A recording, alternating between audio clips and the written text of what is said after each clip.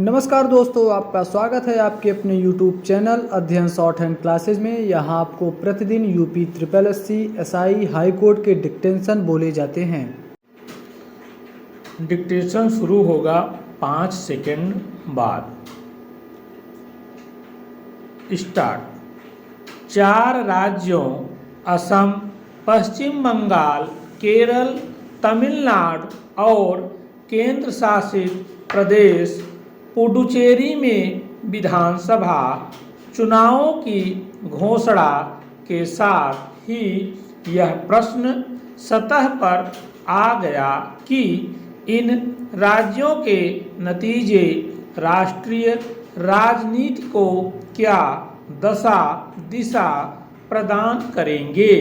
इन 5 राज्यों के विधानसभा चुनाव यह भी बताएंगे कि अपने अपने राज्यों में सत्तारूढ़ दलों के विरुद्ध सत्ता विरोधी रुझान प्रभावी साबित होगा या नहीं। यह बहुत कुछ राज्य सरकारों के कामकाज के प्रति आम जनता के रवैये पर निर्भर करेगा।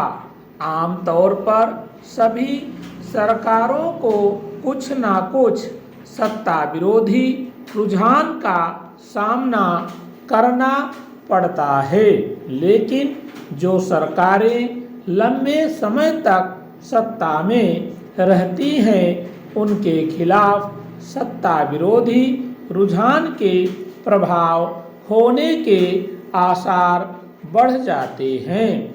इस दृष्टि से तीसरा कार्यकाल पूरा कर रही बंगाल की तृणमूल सरकार और अपना दूसरा कार्यकाल पूरा करने जा रही केरल की वाम मोर्चा सरकार और असम की भाजपा सरकार प्रमुख है। इन सभी राज्यों के विधानसभा चुनाव क्षेत्रीय एवं राष्ट्रीय राजनीतिक दलों की भी परीक्षा लेंगे।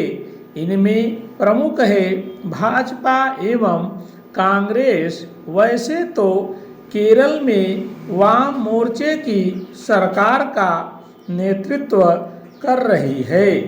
मार्क्सवादी कम्युनिस्ट पार्टी भी राष्ट्रीय दल है, लेकिन उसकी हैसियत क्षेत्रीय दल शरीक ही रह गई है।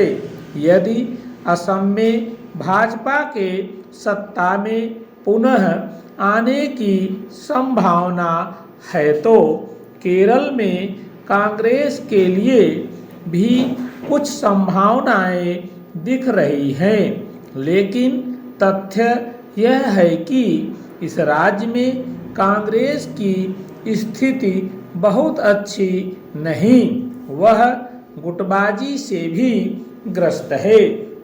कांग्रेस असम में भी भाजपा को चुनौती देने का प्रयत्न करेगी, लेकिन यहाँ भी उसकी हालत कोई बहुत अच्छी नहीं। अभी हाल में उसके एक प्रमुख नेता भाजपा में शामिल हो गए। तमिलनाडु में भी कांग्रेस कुल मिलाकर सत्तारूढ़ डीएमके के रहमो करम पर ही है। डीएमके उसे 25-30 से अधिक सीटें देने को तैयार नहीं। तमिलनाडु के पड़ोसी केंद्र शासित प्रदेश पुडुचेरी में गठबंधन सरकार है, जिसमें भाजपा भी शामिल है। फिलहाल उसके समक्ष कोई बड़ी चुनौती नहीं, लेकिन चुनाव परिणाम ही तय करेंगे कि यहाँ किसकी सरकार बनती है। राज्यों के चुनाव में क्षेत्रीय मुद्दे ही अधिक प्रभावी होते हैं, लेकिन कुछ राष्ट्रीय मुद्दे भी अपना असर दिखाते हैं। SIR का मुद्दा सभी गैर भाजपा शासित राज्यों में गर्म हो सकता है। बंगाल में तो इसे तृणमूल कांग्रेस की ओर से विशेष